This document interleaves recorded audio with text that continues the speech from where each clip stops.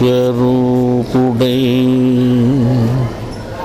ధరణి నీవు సాకార రూపమున వెలసి మూడులన్ జ్ఞానులంజేయ బయల్పడిన ఓ గురురాయా ఇదే నా మనపూర్వక వందనం. ఓం తత్సత్.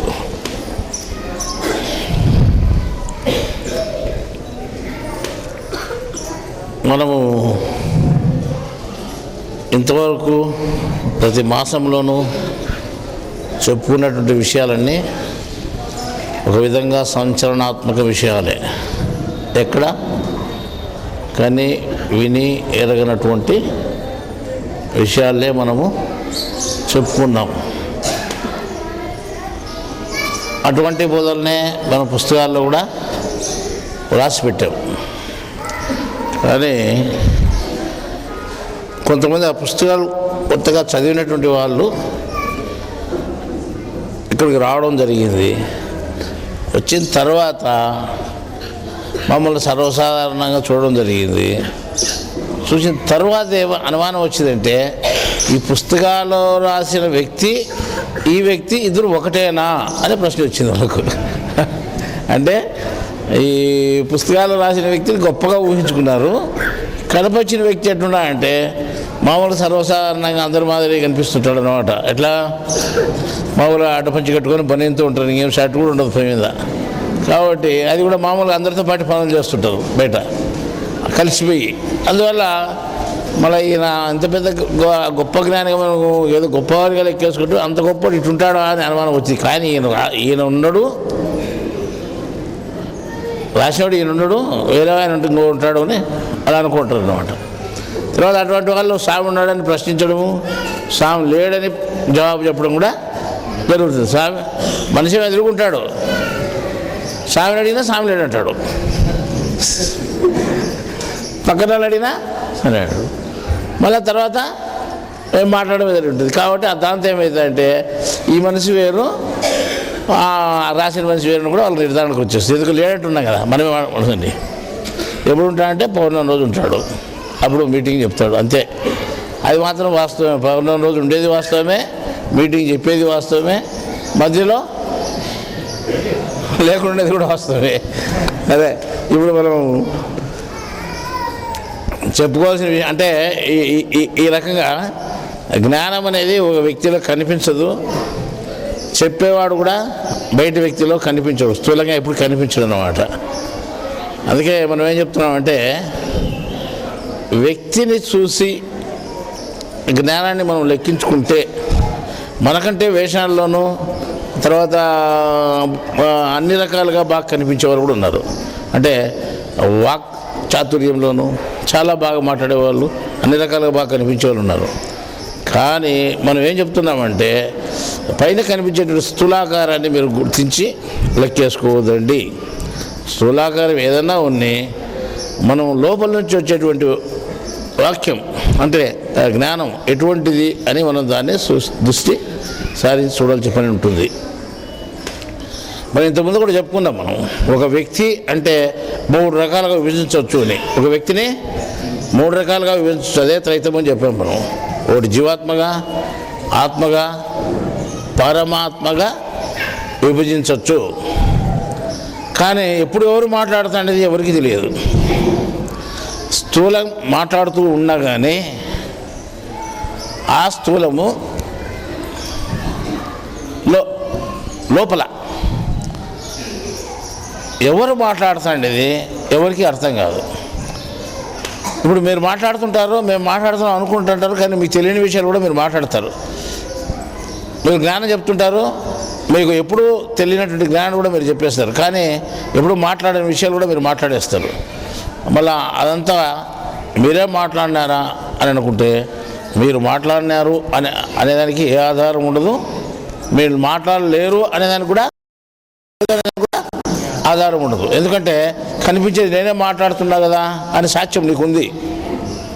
కానీ నీకు ఒకప్పుడు నీకు తెలియకుండా కూడా మాట్లాడినావు కాబట్టి, నీకు తెలియని విషయాలు కూడా మాట్లాడినావు కాబట్టి నువ్వు మాట్లాడలేదు అనే సాక్ష్యం కూడా ఉంది. రెండు ఉన్నాయి, కానీ ఎటు తెలుసుకోలేని పరిస్థితి ఏర్పడుతుంది. అందుకే ఒకానొక రోజు ఓ గురువు దగ్గర శిష్యులు ఉండేవాళ్ళంట. ఆ శిష్యులు ఒక కోర్టుకు పోయి వాయిదా ఉంది, ఆ కోర్టులో ఏం చెప్పాలా అని ఆలోచన చేసేవాళ్ళంట. ఆ గురువు చెప్పినాడంట, ఇప్పుడు దాని గురించి మీరు ఎందుకు ఆలోచన చేస్తున్నారు, అక్కడికి పోయిన తర్వాత అక్కడ ఆ సమయంలో ఏమి మాట్లాడాలో అదే మాట్లాడించబడుతుంది, అదే మీరు మాట్లాడతారు అన్నాడు అనమాట. అంటే మీ చేతిలో ఏమీ లేదు, ముందే నిర్ణయం అయింది, అదేం మాట్లాడాలో అదే మాట్లాడతారు అని చెప్పాను. ఆ రకంగా లెక్కేసుకుంటే మన శరీరంలో 3 భాగాలు ఉన్నాయి. అంటే 3 భాగాల చైతన్యాలు ఉన్నాయి. అంటే జీవాత్మ, ఆత్మ, పరమాత్మ అనేటువంటి ప్రకృతి కాక ఈ మూడిట్లో ఇప్పుడు మేమేం చెప్తున్నాం అంటే, మేము మీలాంటి మనుషులే మాకు మొక్కొద్దండి అని చెప్తుంటాం. మీరు నమస్కారం చేయని వస్తే చాలామందికి ఏం చెప్తున్నాం, మేము మీలాంటి మనుషులమే, మాకు మొక్కితే ఏమీ ప్రయోజనం లేదు, దేవుణ్ణి మొక్కండి. దేవుని మొక్కితే దేవుని ఆరాధించినట్టు ఉంటుంది, దేవుని సేవ చేసినట్టు ఉంటుంది, అర్థమైందా? దేవుని నమస్కరించినట్టు ఉంటుంది, దేవునికి గౌరవించినట్టు ఉంటుంది ఆ నమస్కారం. కానీ మమ్మల్ని గౌరవిస్తే ఏమీ ప్రయోజనం లేదు, మేము అంత సమానమే అని చాలా తూలు చెప్పింటాను. తర్వాత నాకు మొక్కద్దండి, మనిషి ఎప్పుడు దేవుడు కాడు అని కూడా అక్కడ బోర్డు కూడా రాసి పెట్టాం, దేవుని మొక్కమని చెప్తుంటాం, అర్థమైందా? ఆ లెక్కకపోతే ఏమీ తెలియదు అనేదానికి ఒక నిరూపణ. మేము మీ మీదనే తర్వాత ఇంతకుముందు చెప్పాను, సంచలనాత్మక విషయాలు చెప్పబడినాయి, ఎవరు తెలియని విషయాలు చెప్పబడినాయని. మరి ఏమి తెలియదంటావు, మరి అందరికీ ఎవరు తెలియని విషయాలు చెప్పినారంటావు, ఇది ఎట్లా అని మీరు ప్రశ్న రావచ్చు. వచ్చినా మనం ఏమంటున్నాం, కానీ నేను చెప్పినాననేది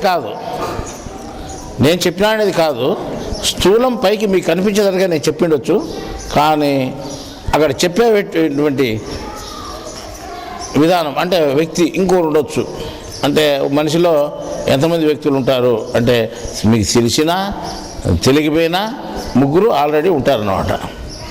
ఒకడు బయట లోపల అంతటా ఉంటాడు, 2 మాత్రం లోపల ఉంటారు, ఎప్పటికీ బయటికి ఎప్పుడు ఉండడు. ఆ 2లో ఒకడు శరీరం అంతా వ్యాపించున్నాడు, ఒక్కడు మాత్రం ఒక్క చోట, ఒక్క బొట్టు పెట్టిన చోట ఒక్క చోట ఉంటాడు, ఒక పాయింట్లో. ఆ పాయింట్లోనే శరీరం అంతా నువ్వు లేవు, ఒక పాయింట్లో నువ్వు ఉన్నావు, నేను కూడా అట్లే ఉన్నాను. కాబట్టి నేను ఒక చోట ఉన్నాను, శరీరంలో ఏముండి ఎక్కడుండేది కూడా నాకు తెలియదు. కాబట్టి ఏం తెలియనునే శరీరం అంతా వ్యాపించినాడు, వేళ మాట్లాడితే మాట్లాడచ్చు, వానికి అన్నీ తెలుసు, అన్ని శరీరాల్లో కూడా వాడే ఉన్నాడు కాబట్టి వానికి అన్నీ తెలుసు, ఇంకా అన్ని శాస్త్రాలు వానికి తెలుసు. కాబట్టి మీకు ఎక్కడ తెలియని విషయాలు కూడా, రహస్యాలు కూడా చెప్పి ఉండొచ్చు. కాబట్టి ఇప్పుడు మీరు విన్నా కానీ, కొత్త విషయాన్ని విన్నా కానీ ఆ శరీరాన్ని పోల్చుకొని చూడొద్దండి, లోపల విన్నటువంటి విషయాన్ని మీరు విశదీకరించుకొని చూడండి, అది వాస్తవమా కాదా అని. సరే, ఇప్పుడు మనం ప్రతి మనిషి పాపాన్ని పుణ్యాన్ని చేసుకొని భూమి మీద పుడుతున్నాము అని చెప్పుకున్నాం. మనం ప్రతి మనిషి కర్మలు చేసుకొని, అంటే పాపాన్ని పుణ్యాన్ని చేసుకొని భూమి మీద పుడుతున్నాం. భూమి మీద నువ్వు పుట్టావు అంటే నీకు చరిత్ర ఉంది, అదేమిటిది? పాప పుణ్యాల చరిత్ర. ఆ పాప పుణ్యాల యొక్క చిట్టా ఉంది, దాన్ని అనుభవించేదానికి భూమి మీద పుడుతున్నావు. దాన్ని అనుభవిస్తూ మళ్ళీ ఏం చేస్తున్నావు అంటే, మళ్ళా కొత్తగా పాప పుణ్యాలు సంపాదించుకుంటున్నావు. అది అనుభవిస్తూ కొత్తగా సంపాదించుకుంటున్నావు. మళ్ళీ ఆ కొత్తని అనుభవించడానికి ఇంకో జన్మ తీసుకోవాల్సిన పని వచ్చింది. ఈ రకంగా ఒక మనిషి జన్మిస్తున్నాడు, ఒక మనిషి భూమి మీద పుట్టాడు అంటే దానికి కారణము కర్మ, అంటే పాప పుణ్యాలు విషయంగా కారణంగా ఇతను పుట్టాల్సిన పని వచ్చింది. అందరూ ఎవరికంతా వాళ్ళు లెక్కేసుకుంటే ఇది ఒక్కరికి సంబంధించి, అది ప్రత్యేకించిన జ్ఞానం కాదు, అందరికి సంబంధించిన జ్ఞానము. నువ్వు ఉన్నావు అనుకో, ఇది నీకు లెక్కే. నువ్వు పాపం చేసుకున్నావు, పుణ్యం చేసుకున్నావు, దాన్ని అనుభవించడానికి పుట్టావు. ఆ దాని అనుభవంలో పుణ్యానికి సుఖాలు, పాపానికి కష్టాలు అనుభవిస్తున్నావు. ఒకటి అయిపోయిందా? తర్వాత ఇప్పుడు పాపాలు తీసుకుందాం. ఆ పాపాల్లో అంటే ఏ రూపంలో అనుభవిస్తున్నావు అని లెక్కేసుకుంటే అనేక రూపాల్లో కష్టాల రూపంలో అనుభవిస్తున్నాం మనం. ఇప్పుడు ఒక విధానం అంటే రోగాలు ఉన్నాయి, ఆ రోగాలు కూడా పాపాలే. అంటే ఎప్పటి నుండి ఎప్పటి వరకు అనుభవిస్తున్నాడు మనిషి? పుట్టినప్పటి నుండి చనిపోయేంత వరకు. పుట్టినప్పటి నుంచి చనిపోయేంత వరకు. అర్థమైందా? ఈ మధ్యకాలంలో జీవుడు పాపపుణ్యాలను కష్టసుఖాల రూపంలో అనుభవిస్తున్నాడు. ఇది 10 ఏళ్ళ నుంచి ఇదే చెప్పేది, మళ్ళీ ఇప్పుడు ఎందుకు చెప్తున్నారు అనుకోదండి. ఇంకా కొత్త కోణంలో చూస్తాం దీన్ని. ఇంకా అర్థమైందా? ఇప్పుడు సావు పుట్టుకలు కూడా కర్మను బట్టే అని అంటుంటారు. అర్థమైందా? సావు పుట్టుకలు కూడా కర్మను పట్టే అంటారు. కానీ ఇక్కడ మనం ఏం చెప్తున్నామంటే సావు పుట్టుకలు సహజమైనటువంటివి. సహజము అంటే అందరికీ ఉన్నటువంటివి. బ్రతికినంత వరకే నీకు కష్టము సుఖము. మరణంలో ఏమీ లేదు. పుట్టిన తర్వాతనే కష్టము సుఖము, పుట్టుకలో ఏమీ లేదు. కాబట్టి ఈ రెండిటికి మధ్యలో ఉండేటువంటివి పాపపుణ్యాల అనుభవాలు కానీ, ఈ పుట్టుక కానీ, ఇటు చావు కానీ ఏది కూడా పాపపుణ్యాలకు సంబంధం లేదు. అందరికీ సహజంగా జరిగేటువంటి పుట్టుక చావు అనేది సహజం అన్నమాట. కానీ చావును పుట్టుకను కర్మకు లెక్కేసుకోకూడదు. అర్థమైనా? మళ్ళీ వాడు సుఖంగా తెస్తున్నాడు, వాడు కష్టంగా తెస్తున్నాడు అంటే అర్థమే? సుఖంగా తెస్తున్నాడు, కష్టంగా తెస్తున్నాడు. ఉండేంత వరకు కష్టం ఉంది కానీ చచ్చిపోయేవాడు కష్టం లేదు వానికి. మీరు మరణ సిద్ధాంతం చదివి ఉంటారు, జ్ఞాపకం ఉంటుంది మీకు. వాడికి జ్ఞాపకం ఉండేంత వరకు కష్టం ఉంది కానీ మరణించేటప్పుడు కష్టం లేదు. కాబట్టి ఈ మరణం కర్మకు అతీతమైంది. జన్మ కర్మకు అతీతమైంది. మీరు చాలామంది పొరపాటు ఏర్పడ్డారంటే ఇప్పుడుగా దేశంలో దేవుడు భగవంతుడు ఇద్దరు ఒకటే అనుకొని చాలామంది పొరపాటు ఉన్నారు కదా. ఆ రకంగానే ఈ చావు పుట్టుకలు కూడా కర్మను బట్టి ఉంటాయి. ఓనికి మంచి పుట్టుక మంచి అంటే మనిషి చావు ఉంటుంది, ఓనికి కష్టమైన చావు ఉంటుంది. అంటే చావులో కష్టాలు సుఖాలు ఎక్కడ లేవు. ఎక్కడ ఉన్నాయని మనం చెప్పామా? సిద్ధాంతంలో ఎక్కడ ఉన్నాయా? లేదు. అజ్ఞానంలో అయితే రకరకాలుగా ఉంటాయి, అన్నీ చెప్పుకోవచ్చు మనం. యమపట్టలో 2 వచ్చేవాళ్ళు ఉన్నారు, 4 వచ్చేవాళ్ళు కూడా ఉన్నారు, 6 మంది వచ్చేవాళ్ళు, 8 మంది వచ్చేవాళ్ళు ఉన్నారు పట్టకపోయేదానికి. అది చెప్పుకోవచ్చు కథ. లేదా స్వయంగా యమధర్మరాజస్థానం కూడా చెప్పుకోవచ్చు. అవంతా ఇక్కడ లేదు. సిద్ధాంతపరంగా శాస్త్రీయంగా ఇది శాస్త్రం, శాసనాలతో కూడుకున్నటువంటిది, ఎప్పటికీ మారదు. మేము 1980లో రాసిన పుస్తకంలో ఏం రాసినాము అంటే ఇప్పుడు దగ్గర 30 సంవత్సరాలు కదా. 20 అంటే 30 సంవత్సరాలు మరణ సిద్ధాంతాన్ని రాశాం. మరణ సిద్ధాంతంలో ఏముంది? ఏ సుఖము కానీ కష్టం కానీ అక్కడ లేదు. వాటికి అతీతంగా ఉంది మరణం. అట్లాగానే పుట్టుక కూడా కష్ట సుఖాలకు అతీతంగా ఉంది. పుట్టేటప్పుడు ఏ అనుభవం లేదు, చనిపోయినప్పుడు ఏ అనుభవం లేదు. ఉన్నంతవరకు అనుభవం, ఉన్నంతవరకు ఆ అనుభవం. కాబట్టి ఈ చావు పుట్టుకలు రెండింటికి మధ్యలో ఉండేటువంటివి అనుభవాలు మీకు. ఈ 2 అనుభవాలు అంటే ఈ మధ్యలో ఉండేటువంటి రెండింటికి మధ్యలో ఉండేటువంటి అనుభవాలు రకరకాలు ఉండొచ్చు. ఒక్కొక్క మనిషికి చాలా వ్యత్యాసాలు ఉండొచ్చు. ఇందులో పాపాన్ని అనుభవించడంలో రకరకాల వ్యతలు ఉన్నాయి మనకు. అందులో రోగము అనేటువంటిది కూడా ఒక పాప సంబంధమైనటువంటిది. పాపము రోగ రూపంలో కూడా అనుభవించాల్సి పని వస్తుంది. అర్థమైందా? రోగాలు కూడా పాపాలే. అంటే ఒకరికి రోగం వస్తుంది అనుకో, ఒక పేరు పెడతాం రోగానికి. ఇంకో మనిషికి ఒక రోగం, అదే రోగం వస్తుంది, అదే ఫలాని టైఫాయిడ్ అని అంటాం. కానీ ఈయనకి టైఫాయిడే, వానికి టైఫాయిడే. ఈయన అనుభవం వేరు, ఆయన అనుభవం వేరు. అర్థమైందా?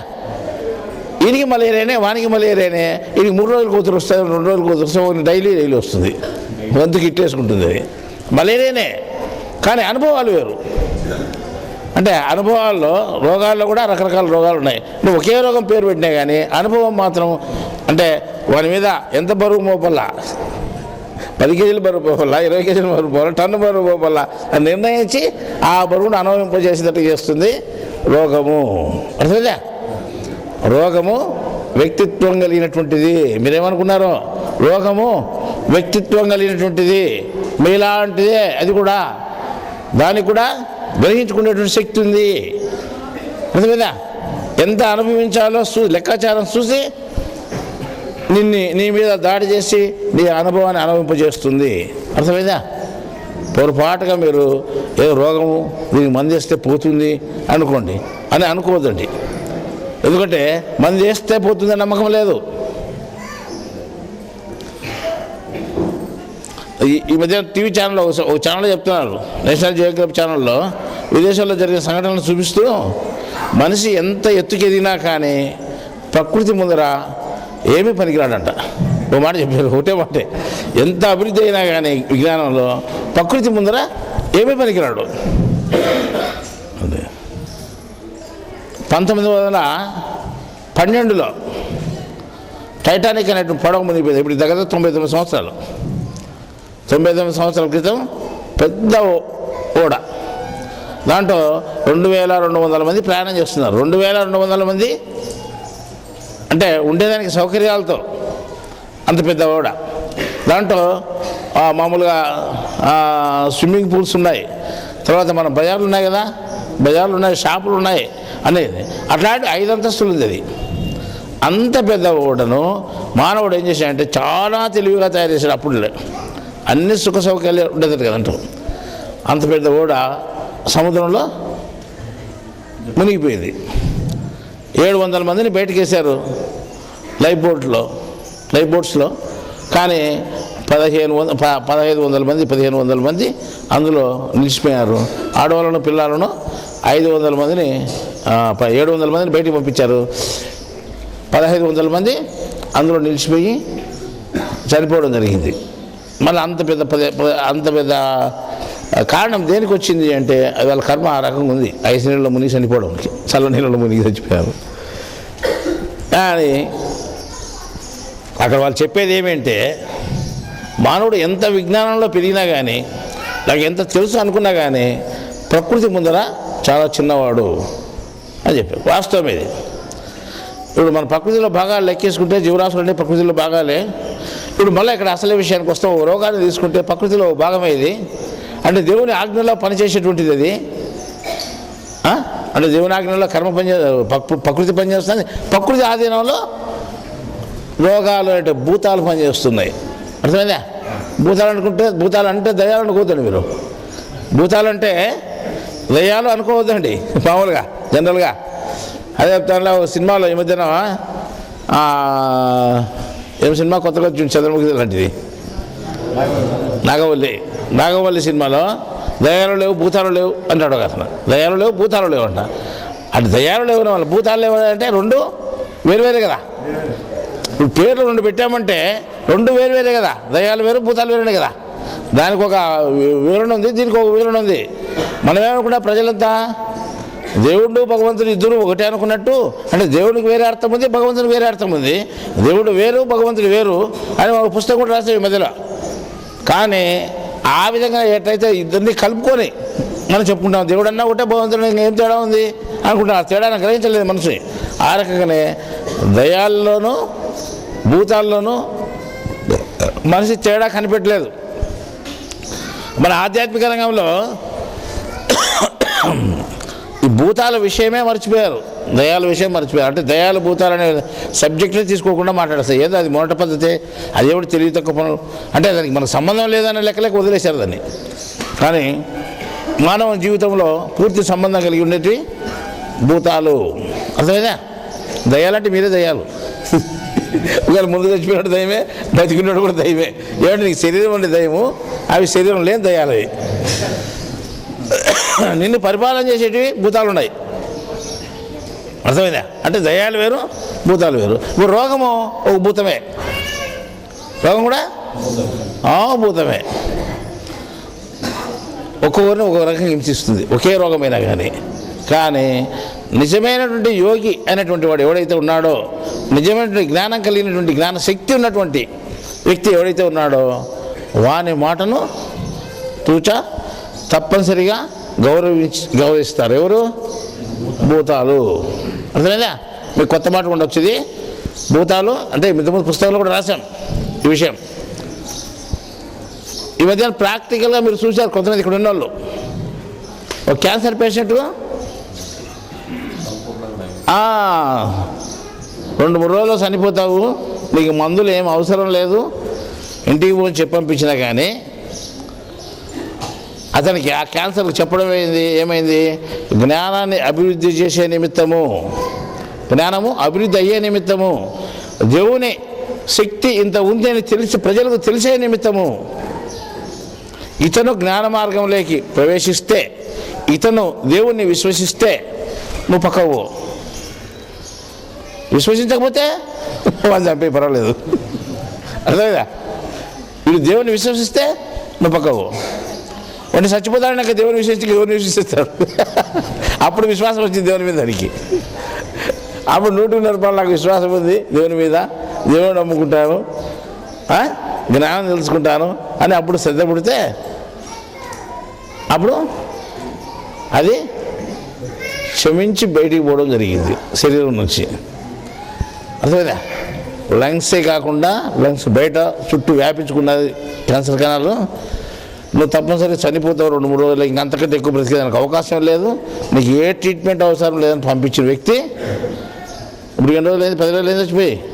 10 రోజులు 12 రోజులు అయింది. ఇప్పటికి 12 రోజులు అయింది కదా. రాయిగా ఉన్నాడు ఇప్పుడు. క్యాన్సర్ అనేది ఎట్టాడదో తెలియదు ఇప్పుడు. ఆవిడ మాట్లాడలేడు, నడచలేడు, కూర్చోలేడు, పండుకోలేడు, నిద్ర రాదు, ఆయాస, దగ్గు, ఇన్ని ఉన్నాడు. అంటే ఒక్కొక్క జ్ఞానానికి ఇంత శక్తి ఉంది అని అర్థమవుతుందా మీకు? మరి అంత గొప్ప శక్తి దానికి ఉంది. ఏదానికి? ఆ జ్ఞానానికి ఉంది. భూతాలు కూడా జ్ఞానానికి విలువిస్తాయి.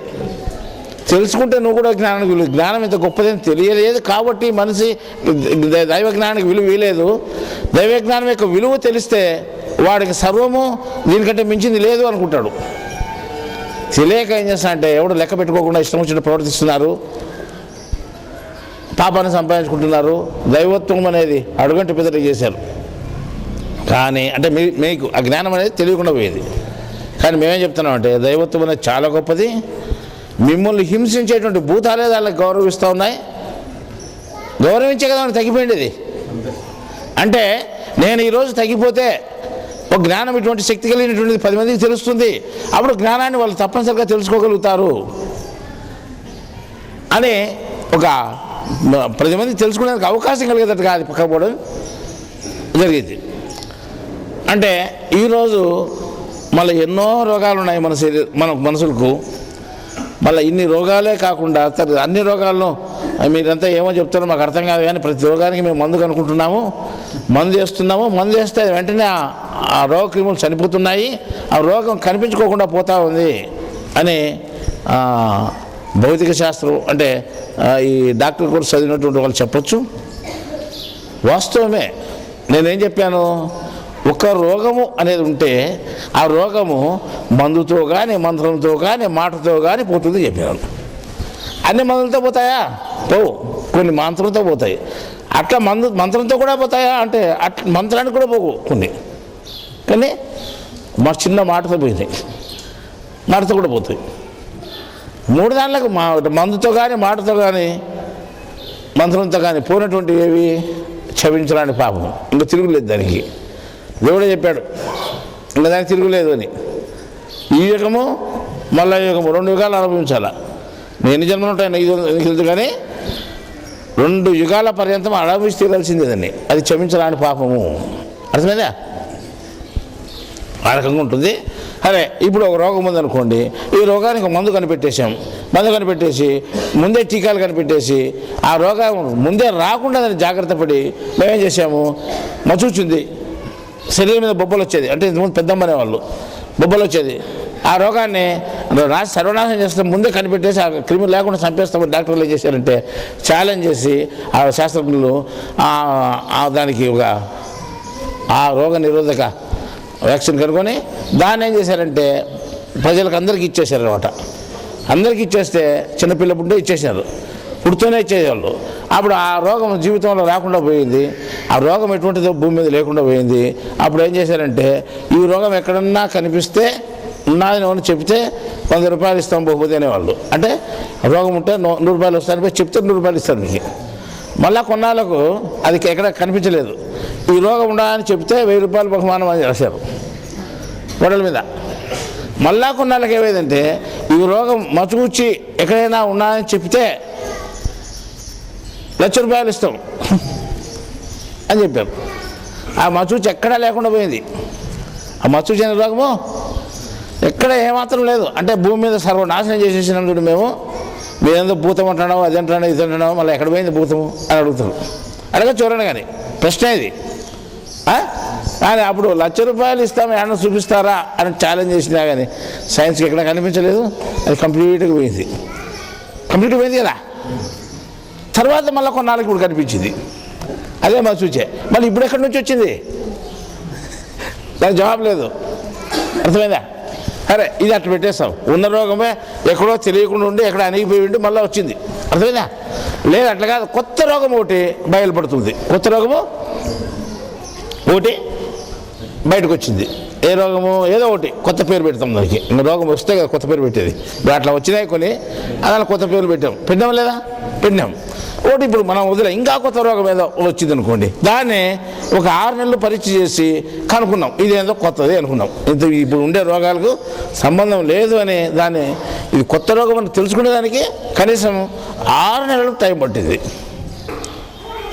అంటే ఈ రోగాలు అవి ఇవి మనకి ఎందుకంటే ఇదంతా ఆధ్యాత్మికమే. నీ శరీరంలో జరిగేటువంటి ప్రతి తతంగము ఆధ్యాత్మికమే. నీ శరీరం అంతా ఆత్మ నిండుకొని ఉంది. నీ శరీరంలో ప్రతి విషయాన్ని తెలుసుకోవడం అంతా ఆధ్యాత్మికమే. ఇది బయట ఏదో గుడి 4 టెంకాయలు 5 టెంకాయలు కొట్టొస్తే అది ఆధ్యాత్మికం కాదు, అది జ్ఞానం కాదు. నీకు దేవుడు తెలియబడడు, నువ్వు జ్ఞానివి కావు. నిన్ను ఏ రోగం కూడా నీకు భయపడదు. అర్థమైందా? ఇప్పుడు ఈ విధానం అంతా తెలుసుకుంటే ఏమవుతుంది అంటే జ్ఞానం తెలుస్తుంది, ఆధ్యాత్మికం అంటే తెలుస్తుంది, రోగం అంటే నీకు అర్థమవుతుంది, నువ్వు దాన్ని ఎట్లా కంట్రోల్ చేసుకోవాలని తెలుస్తుంది. జ్ఞానానికి ఉండే శక్తి కూడా నీకు అర్థమైంది. కాబట్టి మనం ఈ సబ్జెక్ట్ చెప్పుకుంటున్నాం. అర్థమైందా? ఇది పాపం అనేది ఇన్ని రకాలు ఉంది. ఈ పాపం అనుభవించేది ఉన్నప్పుడు మనిషిని ఏం చేస్తాయంటే మాయ మభ్యపెడుతుంది. నేను ఈ రోగాలు కూడా అంటే రోగం అనే భూతాలు కూడా జయిస్తున్నా కదా, నేను రోగం లేకుండా చేసా కదా అనుకుంటే కొత్త రోగం పుట్టుకొస్తుంది. ఈ మధ్యన ఒక సమాచారం, ఆ సమాచారంలో ఒక 1500 పందులు పెంచేటువంటి ఇది ఉందన్నమాట. అంటే కొల్లఫారం మాదిరి అది పందుల ఫారం. 1500 వేస్తున్నారు వాళ్ళు. వాళ్ళకు డైలీ ఆహారం పెట్టి అమెరికాలో తెల్ల పందులు చాలా బలంగా ఉంటాయి. అవి దానిలో ఆ వ్యాపారం డైలీ అమ్మేది వ్యాపారం చేసుకునేది అన్నమాట. దానిలో కొత్త రకం రోగం వచ్చింది. ఆ రోగం ఆ షెడ్లో పనిచేసే వాళ్ళకు కూడా వచ్చింది. అవి చచ్చిపోతున్నాయి. ఈ మా షెడ్లో పనిచేసే వాళ్ళు కూడా. ఈ రోగం ఏమిటి అని కనుక్కునేదానికి 6 నెలలు పట్టింది. అంటే ఇది మామూలుగా ఉండే రోగం కాదు, ఇది కొత్తది అని తెలుసుకునేదానికి. ఇంతవరకు ఏ రోగ పోలికలు లేవు దీనికి. ఆ క్రిమికి కొత్త క్రిమి, ఇది కొత్త రోగం. దానికి ఒక కొత్త పేరు పెట్టారు. దానికి కొత్త పేరు, అది కొత్త రోగం అని తెలుసుకునేదానికి 6 నెలలు పట్టింది. ఈ 6 నెలల లోపల అది విస్తరిస్తూ ఉంది కదా. అది ఎక్కడ మందులు లేవు దానికి. అవి విస్తరిస్తూ అంటే ఈ పందులు చచ్చిపోతున్నాయి, మనుషులు చచ్చిపోతున్నారు. కాబట్టి దాన్ని ఏం చేయాలా అంటే పందుల వలన వస్తూ ఉంది అని అర్థం చేసుకున్నారు. అంటే పందుల వల్ల మనుషులకు సోకింది, మొట్టమొదటి పందులకు వచ్చింది. ఇవి పందుల ద్వారా ప్రాకుతూ ఉంది. కాబట్టి పందులను కంట్రోల్ చేయాలి. ఇంతకుముందు మన దేశంలో కూడా మెదడువాపు జ్వరాలు వచ్చినప్పుడు పందులకు పెద్ద తిప్పలు వచ్చినాయి. ఊర్లో ఉండకూడదని శాసనం. ఆవిడంతా ఊరు బయట తోలేరు దాన్ని బట్టి, ఊర్లో ఉండకూడదని. అంటే పందులకు దోమ కుట్టి అది మంచిగా కుడితే మళ్ళా మెదడు వాసిపోయేది. మనుషులు చాలామంది చిన్నపిల్లలకు వచ్చేది ఆ రోగము, చనిపోయేవాళ్ళు. దాకా మందు లేదు. అప్పుడు అల్లపతిలో మందు లేదు. మళ్ళీ కొన్నాళ్ళకు హోమియోపతిలో మందు ఉందని కనుక్కున్నారు అనమాట. ఆ హోమియోపతి మందు వాడితే అది ఆగిపోయేది అంతటితో. కానీ ఆ రోగం అణిగిపోయినా కానీ శరీరంలో ఏదో భాగం ఫెయిల్ అయిపోయేది. చెయ్యో కాలో ఏదో భాగం పనిచేయకుండా పోయేది అనమాట. ఆ రోగం పోయినా కానీ, అంటే మనిషి బ్రతికినా కానీ. సామాన్యంగా ఆ రోగం వస్తే మనిషి బ్రతకడు, మెదడు వాసిపోతే. ఒకవేళ హోమియోపతి మందు వాడినా కానీ, ఒకవేళ మనిషి బ్రతికినా కానీ ఏదో ఒకటి అవయవం పని చేయకుండా నిలిచిపోయేది అనమాట. అంత ప్రభావం చూపినటువంటి వ్యాధి వచ్చింది. అప్పుడు ఆ వ్యాధికి మందుకు లేదు కాబట్టి కొద్ది రోజులు తిప్పలు పడినారు. అట్లాడితే ఈ అమెరికాలో ఆ రోగం వచ్చినప్పుడు ఏం చేశారు తెలిసిన వాళ్ళు, ఇంకా ఎటు పాలుపోక దాన్ని ఎట్లా కంట్రోల్ అని తెలియక ఆ పందులన్నింటినీ ఓ పెద్ద గుంత దువ్వి వ్యాన్లు వేసుకొని పోయేది. ఆ వ్యాన్లో ఉంటే దాంట్లో ఎగిరేసేది అన్నట్టు, గుంతలోకి కాల్ చేసేది. మిలిటరీ సైన్యము వాటిని అన్నిటి కాల్ చేసేది, మన వేసేసేది. ఈ రకంగా చంపేదని మొదలుపెట్టారు అన్నమాట. అప్పుడు మొత్తం పందులన్నింటినీ చంపేశారు. ఒక సెటిలర్ కాదు, ఉండే సెటిల్ అన్నింటిలోనూ ఈ పందుల ద్వారానే ప్రాప్తా ఉంది అని. పందులకు ఎట్లా వచ్చింది అనే విషయం తెలియదు. పందులకు ఆ రోగం ఎట్లా వచ్చింది అనేదాన్ని కనుక్కునేదానికి 7 నెలలు పట్టింది. అటుకి 6 నెలలు ప్లస్ 7 నెలలు రోగం ఫలాందని కనుక్కునేదానికి 6 నెలలు పట్టింది. ఆ రోగం ఎక్కడి నుంచి వచ్చేది పరిశోధన చేసి తెలుసుకునేదానికి 7 నెలలు పట్టింది. అది కొత్త రోగం, అర్థమైందా? మళ్ళీ కొత్త రోగం ఆ 7 నెలలు అంటే అంతకుముందు ఎట్లా పుట్టింది? అది ఎట్లా పుట్టిందో ఎవరికి అర్థం కాలేదు. ఎందుకంటే ఆల్రెడీగా ఉంది. అది ఆల్రెడీగా ఒక వ్యక్తిలో అంటే ఒక జీవరాశిలో కానీ ఒక శరీరంలో రిజర్వ్గా ఉంది ఆ రోగం. ఒక జీవరాశిలో ఒక శరీరంలో అది మామూలుగా రిజర్వ్గా ఉంది అన్నమాట. అంటే మనం నీళ్ళన్నీ ఒకసారి రిజర్వాయర్ అని నిలిచిపోతాయి కదా, ఆ రకంగా ఒక మనిషి అంటే మనిషి శరీరం దానికి రిజర్వాయర్ అయింది. దానికి ఏమిటికి? ఆ క్రిమికి.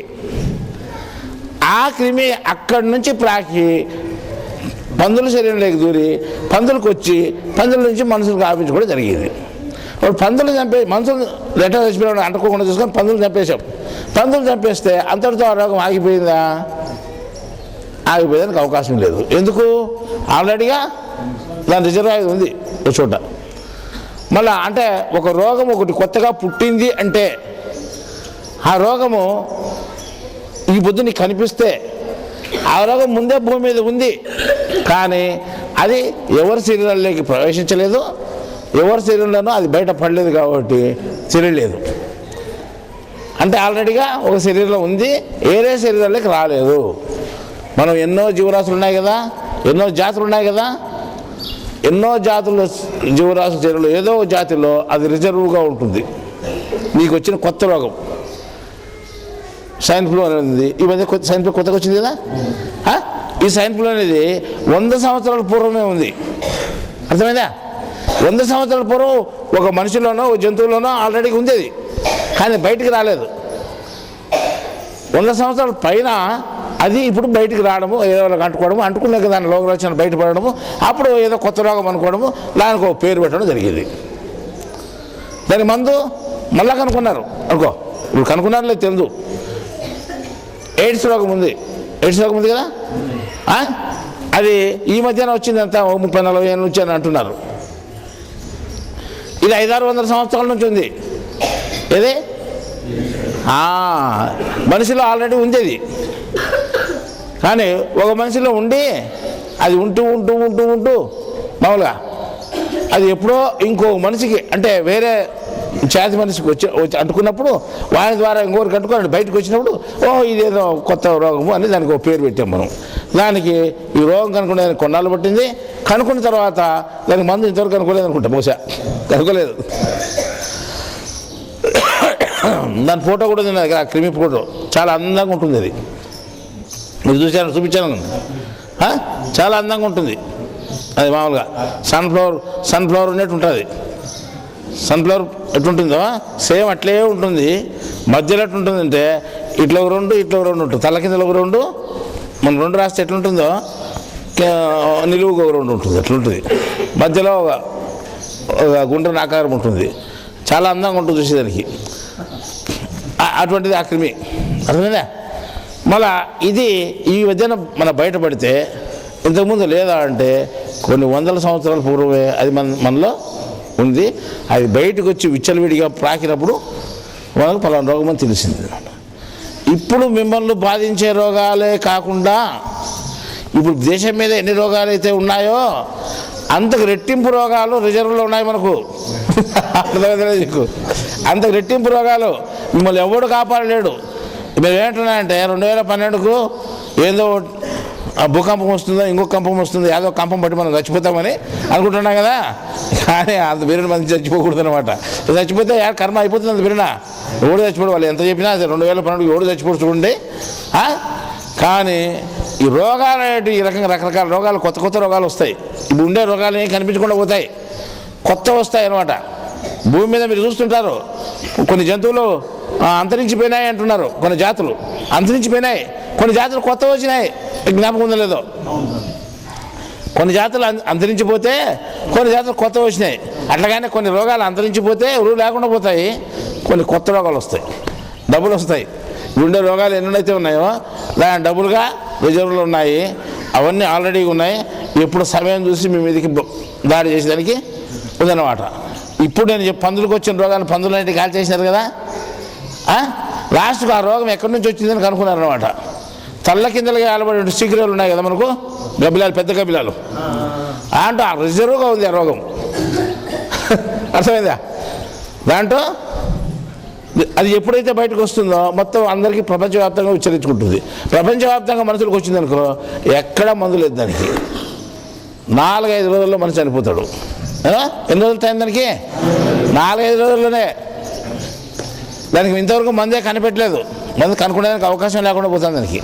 ఎన్ని పరిశోధనలు చేసినా మందు కనుక్కునేదానికి అర్థం కాలేదన్నమాట.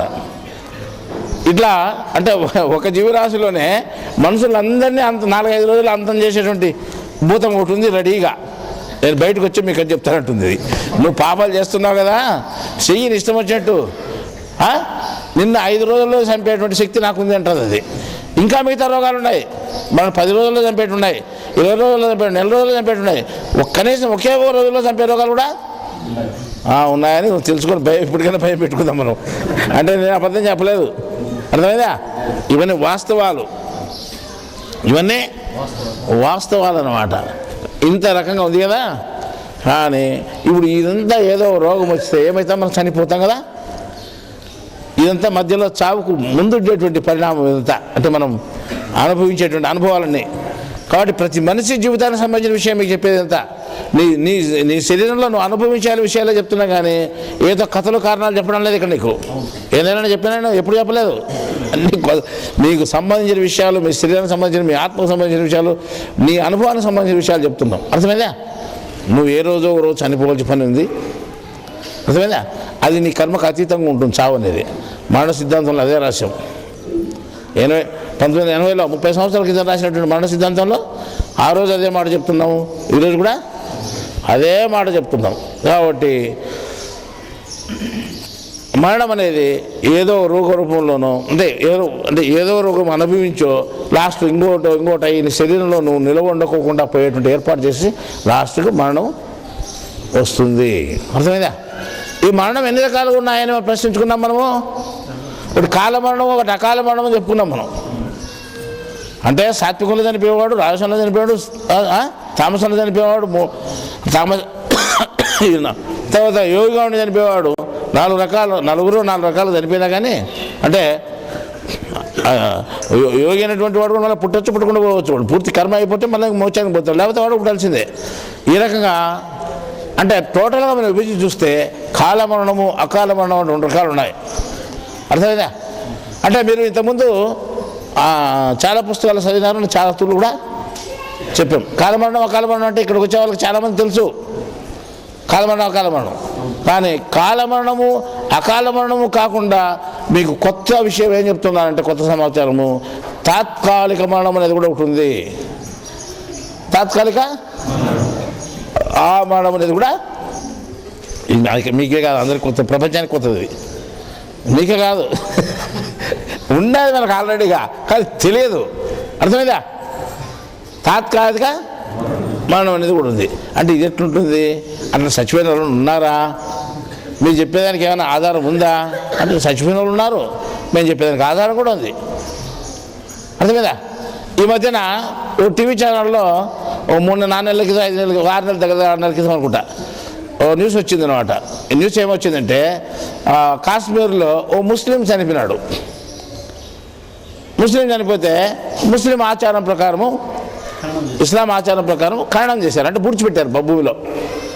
విడిచిపెట్టిన తర్వాత 3 రోజులు 4 రోజులకి ఏమైందంటే అది పోలీస్ కేసు వచ్చింది దాని మీద. ఎందుకంటే ఇది మామూలు చనిపోలేదు, మర్డర్ చేసినారని 20 రోజులు కేసు పెట్టారు.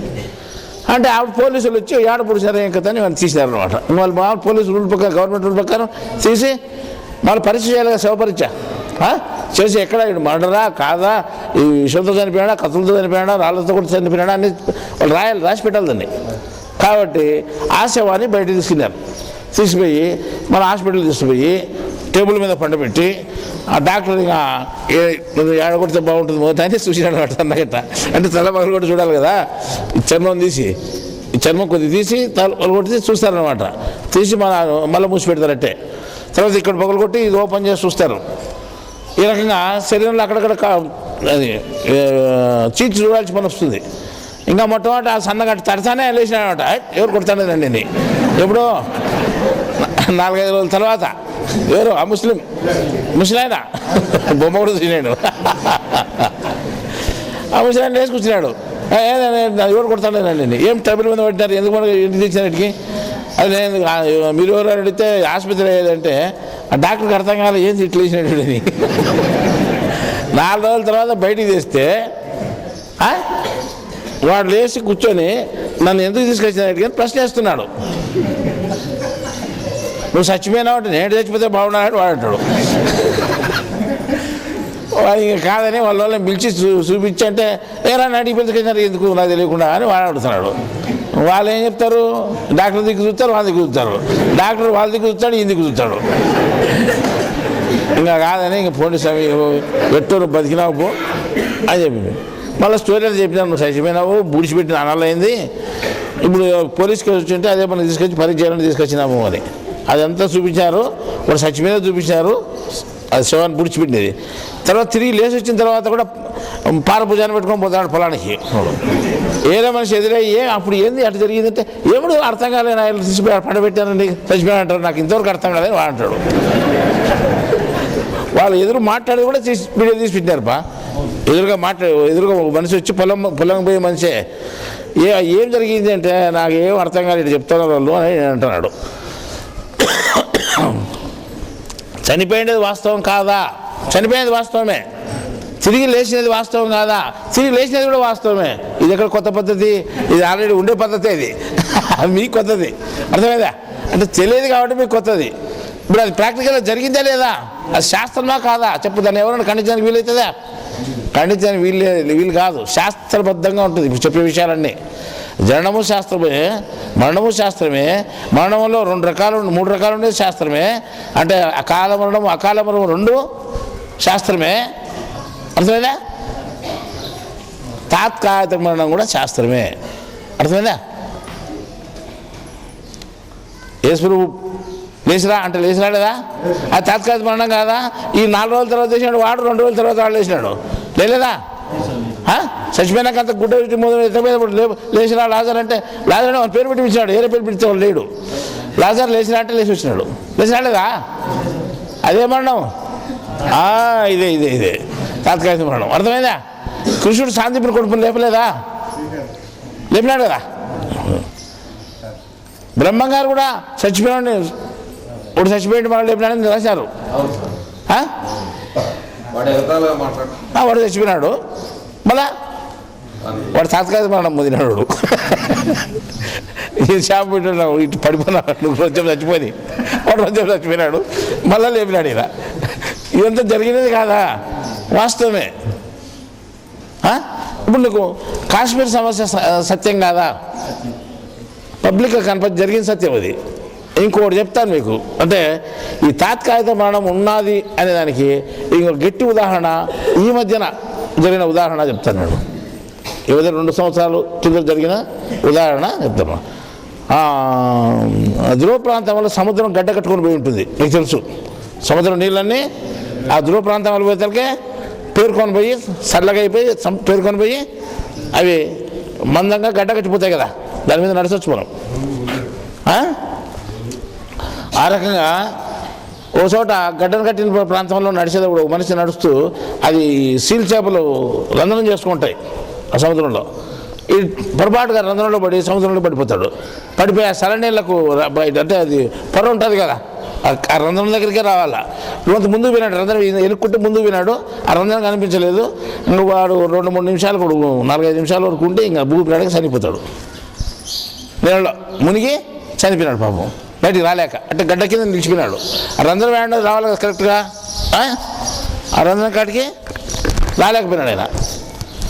రంధ్రం తెలియదు కాబట్టి ఆయన చనిపోవడం జరిగింది. చనిపోయిన తర్వాత 3 గంటల వరకు అతన్ని ఎవరు చూడలేదు. ఓ బృందంలో మా మనిషి లేడు అని వాళ్ళు కనుక్కొని మళ్ళీ వెతికి అతన్ని పట్టుకునేదానికి 4 గంటల టైం పట్టింది. తర్వాత అతను బయటికి తీసిన తర్వాత ఒక హాస్పిటల్కి చేర్చేదానికోసము 1 గంట టైం పట్టింది హెలికాప్టర్లో. అంత దూరం అనమాట. ఒక హాస్పిటల్కి తీసుకొని పోతే అక్కడ చూస్తే శరీరం అంతా రంగు మారిపోయింది, బ్లూ వర్ణం వచ్చింది. అంటే రక్తం గడ్డగట్టిపోయింది, శ్వాస లేదు. చనిపోయిన సుమారుగా 4-5 గంటలు అవుతుంది. వాడు డాక్టర్లు చూసి చనిపోయినాడని నిర్ధారణ చేశారు. అప్పుడు ఏం చేయాలో అని తీసిపోయి పరికెళ్ళ శవమని. కానీ ఒక డాక్టర్ మాత్రం కొంత విభిన్నంగా యోచన చేశాడనమాట. అంటే మనం విభిన్నంగా యోచన చేసి అతను వైద్యం చేసేదానికి మొదలుపెట్టాడు. మిగతా డాక్టర్లు హేళన చేశారు, చనిపోయినానికి వైద్యం చేయడం ఏంది. అర్థమైందా? అది పెద్ద హాస్పిటల్, అన్ని మిషనరీలు ఉన్నాయి. అన్ని మిషనరీలు ఉపయోగించి అతను వైద్యం చేయడం మొదలుపెట్టాడు. బ్లడ్ లోపల పంపించి మళ్ళీ బ్లడ్ బయట తీసుకొచ్చేట్టు ఉన్నాయన్నమాట. సర్క్యులేషన్ చేసి మిషన్లు ఉన్నాయి. కొత్త బ్లడ్ను, ఆ బ్లడ్ను వదిలిపెట్టి కొత్త బ్లడ్ని పంపిన మొదలుపెట్టాడు ఆయన. అది పొయ్యి వచ్చేటట్టుగా అటు చేస్తూ ఇంకా కొన్ని పరికరాలు పెట్టి ఏమో చేశాడు. చేస్తే 1 గంట తర్వాత చిన్నగా స్క్రీన్ మీద నీకు శ్వాస వచ్చింది, కనిపించింది అనమాట. హార్ట్ పనిచేసినట్టు వచ్చింది. అంతవరకు హార్ట్ నిలిచిపోయిన హార్ట్ కదిలింది. అది మళ్ళీ ఇంకో పరికరం పెట్టి చూస్తే అది మళ్ళీ కరెక్ట్ వచ్చేసింది. అది అప్పుడు ఉన్న ఇష్టకులు వచ్చింది, హార్ట్ మళ్ళీ కరెక్ట్, అంటే కదిలింది కానీ కరెక్ట్ కదలేదు. అది మళ్ళీ కరెక్ట్ కదిలి మనిషి బ్రతికినాడు. కళ్ళు తెలిసినప్పుడు లేచి కూర్చున్నాడు. అంటే 4-5 గంటల తర్వాత చనిపోయినటువంటి వ్యక్తి లేచి కూర్చోవడం జరిగింది. అతను మళ్ళీ కొంతకాలం ఇప్పుడు జీవించిన పబ్లిక్ ఉన్నాడు అతను. ఇది మామూలుగా ఒక ఛానల్లో వచ్చినటువంటి న్యూస్. ఇది న్యూస్ కాదు, యథార్థ సంఘటనలు. ట్రూ స్టోరీస్ అనే నేషనల్ జియోగ్రఫీ ఛానల్లో రాత్రి 11 గంటలకు పగులు 2 గంటలకు వేస్తారనమాట. ఆ స్టోరీస్లో మీరు చూడొచ్చు జరిగిన సంఘటనలన్నింటినీ. యథార్థ సంఘటనలు అని, జరిగిన సంఘటనలు అని. దాంట్లో ఇది 1 గంట సేపు వచ్చిన ప్రోగ్రాం. గంట సేపు, ఈ గంట సేపు వచ్చిన ప్రోగ్రాంలో మనిషి లేచి బతికి బయటకు వచ్చిన సమస్య ఉంది కదా. ఇది సైన్స్కు మరణాన్ని జయించిన సైన్స్ అని రాసుకున్నారు వాళ్ళు. మరణాన్ని జయించినటువంటి సైన్స్ అని. వాస్తవం మరణాన్ని జయించిన మరణాన్ని ఒక లెక్కలో వాళ్ళు చెప్పేది వాళ్ళకి అది వాస్తవమే. కానీ ఇది తాత్కాలిక మరణం అని మనం పేరు పెట్టాం. అది విషయం వాళ్ళకి తెలియదు. ఈ టెంపరవరీ డెత్ అనేది వాళ్ళకి తెలియదు అనమాట. వాడు చనిపోయారని మేము బతికించినాము అని వాళ్ళు ఆ డాక్టర్ గొప్పగా చెప్పుకున్నాడు. అది ప్రచారమైంది, అది ఛానల్లో కూడా వేశారు, అందరికీ ప్రపంచానికి తెలిసేటట్టు చేశారు. అర్థమైందా? అంటే ఇంకో సంఘటన చెప్తాను. ఒక ఇంట్లో ఒక వ్యక్తి చనిపోయినాడు. ఆ ఇంట్లో ఆ వ్యక్తి చాలా అందరికీ ఇష్టమైనటువంటి వ్యక్తి. ఆ వ్యక్తి ఇంకా అందరూ మామూలు తీసుకుని పుడిచిపెట్టడంలో కాల్చేయాలి, ఏదో చేయాలి కదా. అది చేయకుండా వాళ్ళు ఇంటర్ని పెట్టుకున్నారు. ఇంకా ఇంటర్ని పెట్టుకుంటే వాడు 2 రోజులకు మళ్ళీ లేచి కూర్చున్నాడు. అట్లా కూడా జరిగినది. అంటే వాళ్ళు ప్రేమతో మేము పూడ్చాము, ఏమైనా కానీ మా ఇంట్లో ఉండాలి, ఏమైనా కానీ వాళ్ళు పెట్టుకుంటే, అంటే వీళ్ళు పిచ్చి పెట్టిందని మిగతా వాళ్ళు ఏలం చేసినా కానీ వాళ్ళు పెట్టుకున్నారు. మళ్ళీ 2 రోజులు లేచి కూర్చున్నాడు. అది కూడా న్యూస్లో వచ్చింది. మనము దీంట్లో పేపర్లో వచ్చిన న్యూస్ చూశాను. మళ్ళీ ఇవన్నీ ఏమిటివి? ఇవి జరిగినాయి కాబట్టి తెలిసి, అంటే పబ్లిక్గా బయటకు వచ్చారు కాబట్టి తెలిసింది అనమాట. లేదు తాత్కాలిక మరణంలో వాడిని పూడ్చిపెట్టడమో కాల్చివేయడమో చేస్తే ఏమవుతుంది?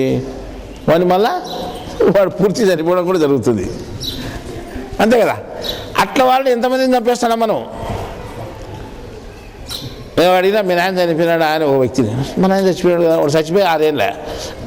ప్రశ్న ఇచ్చే ఆయనకి అనుమానం వచ్చింది. మా నాయన చచ్చిపెట్టిన పుడిచేది అంటే, మా నాయన చచ్చిపోయాడు ఊరి పుడిచినావు నువ్వు అంటే, అట్టయితే చచ్చిపోయింటే అది చూసి పుడిచి వచ్చినావు. శవయాత్ర చేసి అంటే శవాన్ని ఊరేగించి తీసుకుపోయి పెట్టించినావు. నామాలు పెట్టి నీళ్ళు పోసి చచ్చిపోతే నీళ్ళు వచ్చి ఎందుకుంటాడు? బ్రతికింటే మగ మీద నీళ్ళు చెల్లేస్తాడు కదా. మగమంది నీళ్ళు పోసినా లేదా చచ్చిపోయిన పొడిచి వచ్చిన ఉంటాడు, చచ్చిపోయినా పొడిచి వచ్చిన నిజమే, అది కూడా సావే, నేను కాదని చెప్పలే. పూర్తి సావా కాదా? ఇట్లాంటి కూడా ఉంటుందా? ఉంది. మీకు ప్రశ్న రావచ్చు ఇట్లాంటి కూడా ఒకటి ఉందా అని. ఉంది. ఇంకోటి మీకు బాగా చెప్తాను, పూర్తి తాత్కాలిక సావు అని మీకు అందరూ గుర్తుపెట్టేదానికి ఒకటి చెప్తాను. నావు పాము కరిసి చనిపోయినటువంటి వాడు ఎవడు చనిపోడు, అది తాత్కాలిక మరణము. అర్థం బాగా జ్ఞాపకం పెట్టుకోండి మీరు. ఏమని? నావు పాము కరిసి విషము చేత చనిపోయినటువంటి వాడు ఎవడైనా కానీ వాడు పూర్తి చనిపోలేదు, వాడు తాత్కాలిక మరణము. నువ్వు జ్ఞానివైతే అంటే నువ్వు వైద్యం తెలిసి ఉంటే వాడిని తిరిగి వైద్యం చేసి బతికించవచ్చు. అర్థమైందా? నువ్వు తిరిగి వైద్యం చేసి వాడిని బతికించవచ్చు. చెప్పినాం. ఎన్నేళ్ళ కింద చెప్పినాం? 30 ఏళ్ళ కింద చెప్పినాం. ఇప్పుడు చెప్తున్నాం అదే మాట. ఇప్పుడు కూడా అదే మాట చెప్తున్నాం. ఎప్పటికీ అర్థమైందా? కానీ చాలామంది మనం ఏం చేస్తున్నాము, పాము కలిసినాక వాడు ఇంకా చచ్చిపోతారు కదా, ఆడ మందులు ఇప్పించాం, ఆడి మాకు పని చేయలే, ఇంకా వాడు చచ్చిపోయినాడు. ఇంకా ఏం చెప్తాం, పాము కలిసి చచ్చిపోయాడు అంటాం. పేపర్ కూడా వేయించాం, పాము కాటు వల్ల వ్యక్తి మరణము అని. అంతేగా పేపర్కి వేస్తారు పొద్దున్నే, ఏం చేసిపోయి పుడిచి వచ్చాం. జరుగుతానట్లా వాని మాత్రం మళ్ళీ తిరిగి బ్రతికించవచ్చు. అంటే శ్వాస ఆడలేదు, రక్తం గడ్డ కట్టుకొని పోయింది, అన్నీ ఓకే. నేను చెప్పేది అంటే కారణం చెప్పలేదు. రక్తం గడ్డ కట్టుకొని పోయింది, శ్వాస ఆడలేదు, గుండె కొట్టుకోలేదు, రక్తనాళాల్లో రక్తం పేరుకొని పోయింది, నాళాల్లో ఏమాత్రం చలనం లేదు. ఇంకోటి బతికుండా అని చెప్పడానికి ఎటువంటి అవకాశము లేదు. అర్థమైందా? దాన్ని తాత్కాలిక మరణం అంటారు. మనం మీరు ప్రశ్న వేయచ్చు, కాదయ్యా ఇంతకుముందు మరణ సిద్ధాంతం అనే ఒక పుస్తకం రాసి మరణ సిద్ధాంతంలో మీరు చావు అనేది ఒకటి ఉంది, పుట్టుక అనేది ఒకటి ఉంది, జన్మలో ఇటు చచ్చిపోతాడు, మరణంలో ఇటు చచ్చిపోతాడు అని చెప్పినారు మీరే. నాకు ప్రశ్న, మీరు అడగకపోయినా పర్వాలేదు, ఎందుకంటే మీకు జ్ఞాపకం రాదు ప్రశ్న, నేను వేస్తున్నాను. ఏమా మరణ సిద్ధాంతంలో ఆఖరి శ్వాసతో మరణం, ఆఖరి శ్వాసతో వాడు బయటికి పుడతాడు, పోయి మళ్ళీ ఇంకోసారి పుడతాడని చెప్పినారు కదా మీరు. మళ్ళీ ఆఖరి శ్వాస వాడు చనిపోయినాడు కదా, మళ్ళీ వాడు ఏదోసారి పుట్టిండాలి కదా, లేదా అకాల మరణం అయితే వాడు దైవై ఉండాలి కదా, మళ్ళీ ఎట బతుకుతాడు అని మీరు నన్ను ప్రశ్నించవచ్చు. కానీ నేను అప్పుడు రాసినది కానీ ఇప్పుడు చెప్పేది కానీ ఎక్కడ ఫాల్ట్ లేదు, ఎక్కడ తప్పు లేదు. ఏం చెప్పినామంటే ఆఖరి శ్వాసతో మరణము అని చెప్పాం. ఇప్పుడు కూడా అదే మాట చెప్తున్నాను. ఈ శ్వాస ఇటు పొయ్యి లోపలికి ఇటు బయటకు వస్తూ ఉంది, అసలేనా? ఇటు లోపలికి పోతూ ఉంది, బయటకు వస్తూ ఉంది, లోపలికి పోతుంది, బయటకు వస్తూ ఉంది.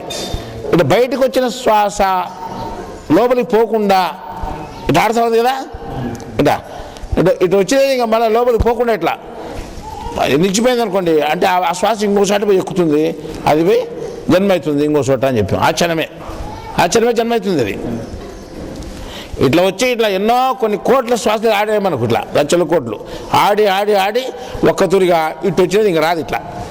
అది మరణం, అది 100% మరణం. కానీ ఇప్పుడు నేనేం చెప్తానంటే తాత్కాలిక మరణంలో టెంపరవరీ డెత్లో ఏం జరుగుతూ ఉంది, శ్వాస ఇట్లా పోతా ఉంది కదా, ఇట్లా పోయి ఇట్లా వస్తాను కదా, ఇట్లా పోతే మరణం, ఇట్లా లోపల పోయి నిలిచిపోతే తాత్కాలిక మరణం. అది బయటికి రాలే. నేను ఆఖరి శ్వాస చెప్పిన లోపల పోయి నిలిచిపోయింది, అది బయటికి పోయిందేమన్నా, బయటికి పోలేదు. ఇట్లా బయటికి పోయినటువంటి శ్వాసలు చాలామంది ఉన్నాయి, లోపల పోయి నిలిచిపోయే శ్వాసలు చాలామంది ఉన్నాయి. వాడు లోపలే ఉన్నాడు జీవుడు, వాడు పోయేదానికి అవకాశం లేదు. అర్థమైందా? వాడు తిరిగి మళ్ళీ ఆ శ్వాసను బయటికి తెప్పించవచ్చు. అన్నీ నిలిచిపోయి ఉంటాయి, మళ్ళీ అన్నీ కదులుతాయి. ఇదంత కొత్తగా చెప్తాడు, నేను ఏం చెప్పినట్టు చెప్తాను నెలలేనా అని మీరు అనుకోద్దండి. ఇది చెప్పే సత్యం, ఇది 100% సత్యము. నేను చెప్పే సత్యమైన దానికి వాడు ఇప్పుడు అమెరికాలో వాడు ఒక వ్యక్తి సలీలో పడి చనిపోయినట్టు, 5 గంటల్లో చనిపోయినట్టు బతికినాడు లేదు ఇప్పుడు 4 గంటల తర్వాత. కాశ్మీర్లో చనిపోయిన ముస్లిం ఒక వృద్ధుడు 4 రోజుల తర్వాత బతికినాడా లేదా చెప్పండి? ఉంది, సిడీ కూడా ఉంది. మళ్ళా ఈ విధంగా జరిగిన సత్యాలు కదా. బ్రహ్మగారు వాడు తెలుసు వాళ్ళకు, వీడు చచ్చిపోలేదు పూర్తి నాలి ఊటి ఎడుతున్నారని, ఎడితే దాన్ని పక్క పడినాడు. వాడు చచ్చిపోలేదు ఎందుకు ఎడుతాడు అన్నాడు, అన్నాడా చెప్పినా చెప్పి లేచిరా అంటే వాడు లేచి వచ్చినాడు. వాడు అందరూ నిద్రపోతున్నాడు. వీళ్ళు గుడి చుట్టి పెట్టారు. వాడికి గుడి చుట్టి ఇంకా పారికేదని అడిగినారు. అది మళ్ళీ అందరితో ఏమైనా ఏడుతాలో పక్క కొంత యువ చచ్చిపోయినాడని వాళ్ళు ఏడుపు చూసి పాప అనుకొని వాడు చచ్చిపోకుని ఏడుతాను వెళ్ళనుకొని ఆయనకు తెలుసు వాడు చచ్చిపోయాడు లేదని. ఎట్లా ఆయన జ్ఞానంతో ఆయనకు అనుకున్నాడు. మీరేంటికి ఏడుతారులే వాడిని పిలిచి లేపినాడు పోయినాడు ఆయన. మళ్ళీ ఆయన శాతం నిలబడలే ఆయన. అంటే అది మామూలు పెద్ద కార్యమే కాదు ఆయనకు. వాడు లోపల ఆయన బయటికి పిలిచినాలే అనుకున్నాడు ఆయన. అంటే నిద్రపోయాలని లేపినా అనుకున్నాడు ఆయన. ఎవరికి ఆయన లేపిన ఆయన. అట్లా చాలామంది చేశారు. చాలామంది వాళ్ళ చరిత్రలో ఉన్నాయి, గొప్ప వాళ్ళ చరిత్రలో. అంటే వాళ్ళు మనిషి చనిపోయినాడా చనిపోలేదని కనుక్కునే శక్తి కూడా వాళ్ళకు ఉంది. అర్థమైందా? ఇప్పుడు మన ఒక కేసు వచ్చింది మన దగ్గరికి. అంటే మన వాళ్ళే మన భక్తులే వాళ్ళు బాధపడుతున్నారు కడుపు నొప్పి అని. ఇంతకుముందు కడుపు నొప్పి అని ఆయన ఏం చేశాడు తెలిసిన, డాక్టర్ దగ్గరికి పోతే అపెండిక్స్ చనిపోయి 3 రంధ్రం పెట్టారు ఇక్కడ కడుపుకు. ఆపరేషన్ చేసి ఏం కాక ఈడ చేసి 3 సార్లు బొట్ట వేసి పంపించారు. ఇంకా పోయింది పని. ఇంక దిక్కు ఏదో చేసినారు కనపరాలి అపెండిక్స్ అనేది. ఏదో వాళ్ళ ఆరోగ్యశ్రీ కింద డబ్బులు వస్తాయి కదా, ఆపరేషన్ చేసినారు, డబ్బులు వచ్చే వాళ్ళకు ఇది పొట్ట వేసి పంపించారు. మళ్ళీ కడుపు నొప్పి పట్టలేదు నాకు. మళ్ళీ కొన్నాళ్ళ తర్వాత మళ్ళీ కడుపు నొప్పి వచ్చిందంటే ఇదేదో దైవం భూతమే అని ఈయన అనుకున్నాడు. మనం అట్లా అనుకునేవాడు. ఆపరేషన్ చేసి అన్నీ అయిపోయినాక మళ్ళీ ఏదో వచ్చిందంటే ఏదో ఉంటుందని మనం అనుకున్నాం. ఇంకా మళ్ళీ లాస్ట్లో ఓ రోజు ఫోన్ చేసినారన్నమాట. వాళ్ళు ఫోన్ చేసి ఏమంటున్నారు, ఈ పడిపోయినాడు, ఇట్లా మాటలు లేకున్నాడు, చాలా బాధగా పడుతున్నాడు. అంటే ఫోన్ ఏంటి అని అడిగినాం. చెప్తే ఫోన్ ఇచ్చారు. ఏం జరిగింది అంటే, నాకు గొంతు పట్టుకుంది, మాటలు లేకుండా అంటున్నాడు ఆయన. అంటే అట్టే మాట్లాడతాడు పాపం. గొంతు పట్టుకుంది, ఏది పట్టుకుంది అసలు, ఏదో దైవం పోతుంది, ఏం పట్టుకుంది నీకు, సరే నువ్వు ఇక్కడ రా ముందు కనపడుతుందని చెప్పినావు ఆయనకి.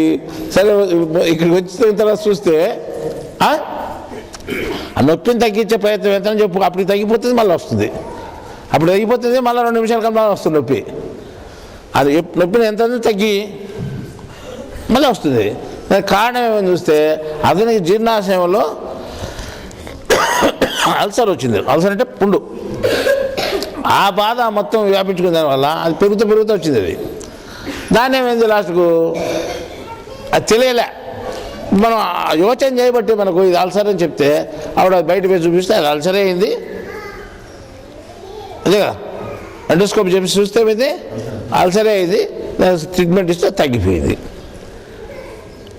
అంటే ఓ మనిషిని చూస్తే, అంటే శరీరం యొక్క తత్వాన్ని పూర్తి మనం అంత సంపూర్ణంగా తెలిస్తే రోగాలు కూడా పరిణామం తెలుసుకోవచ్చు.